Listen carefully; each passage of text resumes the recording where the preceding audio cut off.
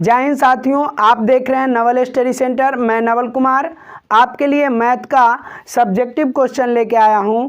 अब तक आपने ऑब्जेक्टिव प्रश्नों की तैयारी कर ली होगी, अब आप करेंगे हमारे साथ सब्जेक्टिव प्रश्नों की तैयारी, क्योंकि जितने मार्क्स के आपके बोर्ड एग्जाम में सब्जेक्टिव पूछे जाते हैं उतने ही मार्क्स के ऑब्जेक्टिव क्वेश्चन भी पूछे जाते हैं। तो आप जब ऑब्जेक्टिव की तैयारी कर लिया है तो अब आप सब्जेक्टिव प्रश्नों की तैयारी करेंगे और उसके लिए आपको हमारे साथ जुड़ना पड़ेगा और एक एक क्वेश्चन को देखना पड़ेगा। तो चलिए दोस्तों, यहाँ पे हम 4 प्रश्न आपके लिए लेके आए हैं और चारों के चारों आपका सब्जेक्टिव प्रश्न है जो कि आपके एग्जाम में पूछे जाएंगे। तो चलिए दोस्तों, एक एक करके इसे हम सॉल्व करते हैं। सबसे पहला प्रश्न हमारा है कि अभाज्य गुणनखंड विधि द्वारा 6, 8 और 22 का महत्तम समापवर्तक और लघुत्तम समापवर्तक ज्ञात करें। तो यहाँ पे आपको गुणनखंड विधि का प्रयोग करना है और यहाँ पे संख्याएं दी गई है, तो संख्या दी गई है और गुणनखंड विधि का प्रयोग करना है। तो हम इनका क्या करेंगे, गुणनखंड करेंगे। तो जैसे 6 है तो 6 का गुणनखंड कितना होगा, 2 गुने 3। फिर 8 है तो 8 का गुणनखंड 2 गुने 2 और गुने 2। फिर हमारा 22 है, 22 का गुणनखंड होगा 2 गुने 11, 11 दूना 22। अब सबसे पहले हमने गुणनखंड निकाला और फिर हमें निकालना है महत्तम समापवर्तक। तो महत्तम समापवर्तक क्या होता है, higher common factor. Higher common factor यानी इन सभी में सबसे ज़्यादा बार जो कॉमन होगा, यानी सबसे ज़्यादा बार जो आया होगा वही कॉमन फैक्टर को हम निकाल के लिखेंगे, तो वो हमारा HCF होगा। जैसे इसमें आप देख सकते हैं 2 जो है सब में कॉमन है और एक एक बार सब में आया है, बाकी कोई भी संख्याएं जो है इनमें कॉमन नहीं है। तो हमारा HCF जो होगा वो हमारा होगा कितना, 2।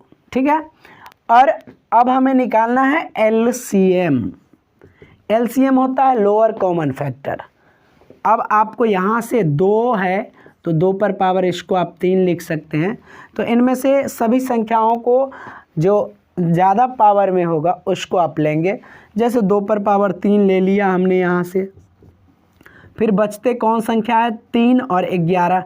3 भी ले लिया और 11 को भी ले लिया। इनका गुणनफल आप करोगे LCM निकल जाएगा।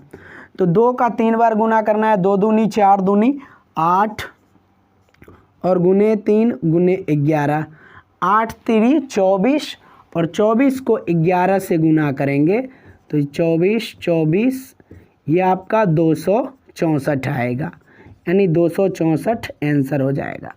तो यहाँ से हमने HCF प्राप्त किया और साथ ही LCM भी प्राप्त किया। तो इस तरह हमारा पहला प्रश्न सॉल्व हो गया। अब हम अपने दूसरे प्रश्न को सॉल्व करते हैं।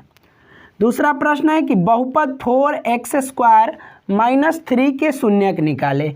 आपको इनका शून्यक निकालना है, बड़ा सिंपल क्वेश्चन है।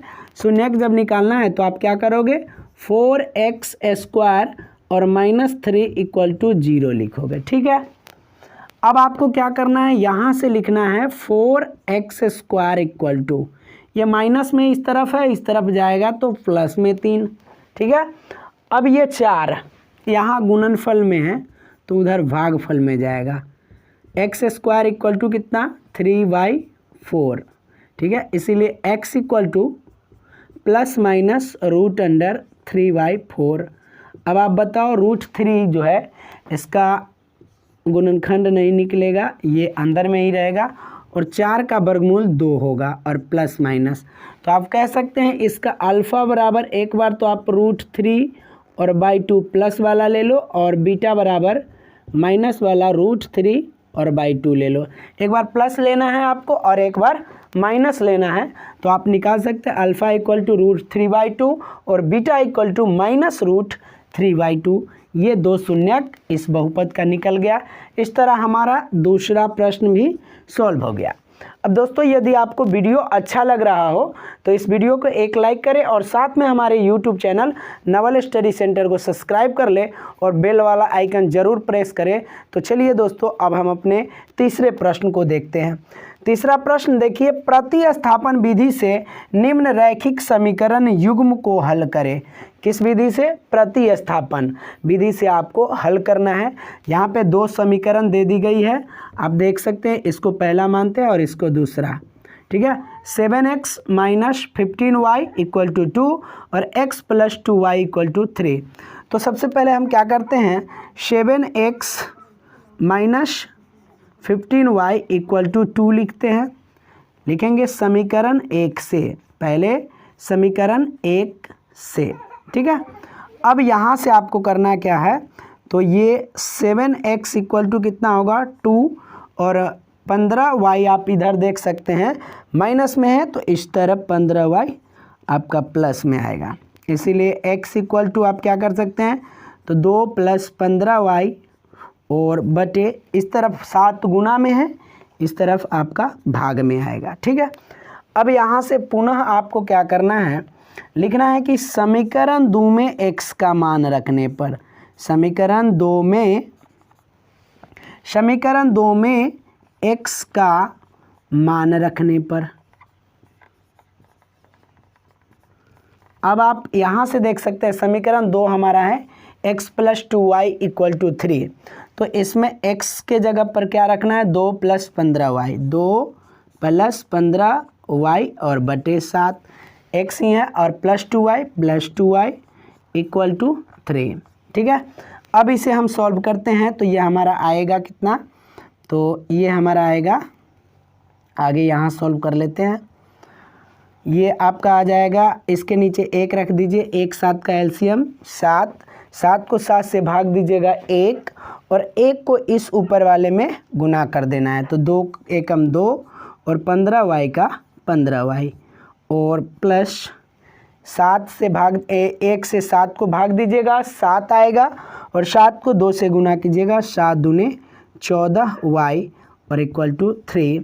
इसको और आगे आप सॉल्व कीजिएगा तो ये कुछ इस तरह आपका आ जाएगा, 2 प्लस 14 और 15 दोनों को जोड़िएगा 29y और ये इधर किस में है, भाग में, इस तरफ गुना में आएगा, तो 7 को 3 से गुना कीजिएगा तो 7 21, या आप इसको लिख सकते हैं 29y इक्वल टू 21 माइनस 2, या इसको और आगे आप लिख सकते हैं 29y इक्वल टू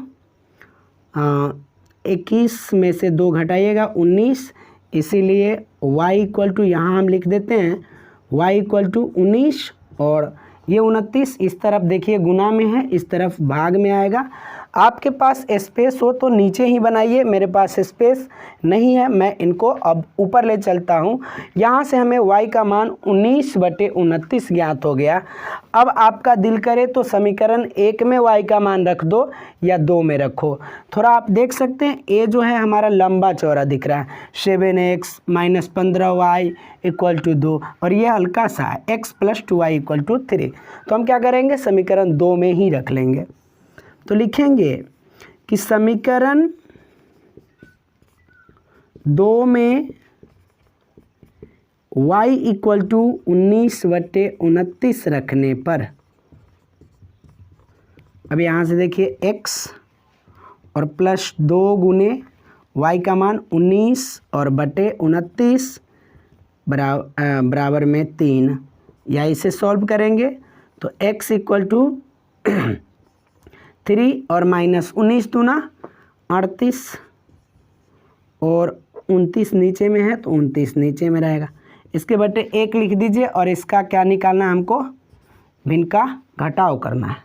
तो भिन्न के घटाव में हम क्या करते हैं, इस दोनों का एलसीएम, 1 और 29 का एलसीएम 29, 1 से 29 को भाग दीजिएगा 29 और 29 को 3 से गुना कीजिएगा तो 87 और माइनस 29 को 29 से भाग देने के बाद 1 आएगा और 1 को 38 से गुना कीजिएगा तो 38। अब यहाँ से घटा लीजिए आप, यहाँ से 87 में से आप 38 को घटाइएगा तो आपका 49 आएगा और बटे में 29। इस तरह आपका एक जो है x निकल गया और एक यहाँ से y निकल गया, तो ये समीकरण आपका सॉल्व हो गया। ठीक है दोस्तों, इस तरह हमारा तीसरा प्रश्न भी सॉल्व हो गया। अब हम अपने चौथे प्रश्न को देखते हैं। चौथा प्रश्न बेहद ही आसान है, इसमें कहता है कि द्विघात समीकरण का विवेचक ज्ञात करें। अब देखिए विवेचक का फार्मूला क्या होता है। तो विवेचक बोलते हैं डी को, और कहीं कहीं पर विविक्तर भी लिखा जाता है और कहीं कहीं पर विवेचक है। तो डी इक्वल टू होता है बी स्क्वायर माइनस 4ac। अब सबसे पहले आप समझिए ये बी क्या होता है, ए क्या होता है और सी क्या होता है। 4 तो एक संख्या है, ठीक है। तो देखिए ये हमारा जो है समीकरण कह सकते हैं या बहुपद कह सकते हैं 2x square minus 7x plus 6 equal to 0 है, ठीक है। इसको हम लिखते हैं ax स्क्वायर प्लस bx और प्लस c इक्वल टू 0 के रूप में। अब आप इसमें कंपेयर कीजिए, यहाँ से कंपेयर कीजिए a, यहाँ से कंपेयर कीजिए b और यहाँ से कंपेयर कीजिए c, ठीक है। तो a आपको स्पष्टता दिख रहा होगा 2, b आपको दिख रहा होगा -7 और c आपको दिख रहा होगा 6, ठीक है। यहाँ से ABC यहाँ से हम प्राप्त करते हैं। और आपको निकालना है d, तो d बराबर क्या होता है B square minus 4ac। b कितना है -7 इसका स्क्वायर और -4, a आपका कितना है 2 है और c 6 है, ठीक है। अब -7 का स्क्वायर करेंगे तो माइनस को जो ही 2 जोड़े में आ गया तो वो होगा प्लस, और 7 का स्क्वायर 7 सत्ते 49, ठीक है। और 4 दूनी 8, 8 छके 48, यानी 49 में से 48 को घटाइएगा, एक आपका ये भी आंसर आ गया। तो दोस्तों डी बराबर भी हमारा एक आंसर आ गया। इस तरह चारों के चारों प्रश्न हमारा सॉल्व हो गया। यदि आपको वीडियो अच्छा लगा तो इस वीडियो को एक लाइक और साथ में हमारे YouTube channel Naval study centre को सब्सक्राइब कर लीजिएगा और बेल वाला आइकन ज़रूर दबा दीजिएगा, क्योंकि दोस्तों मैं आपके लिए रेगुलर यहाँ से सब्जेक्टिव प्रश्नों का वीडियो लेके आता रहूँगा। तो इसलिए बेल वाला आइकन ज़रूर दबाइएगा।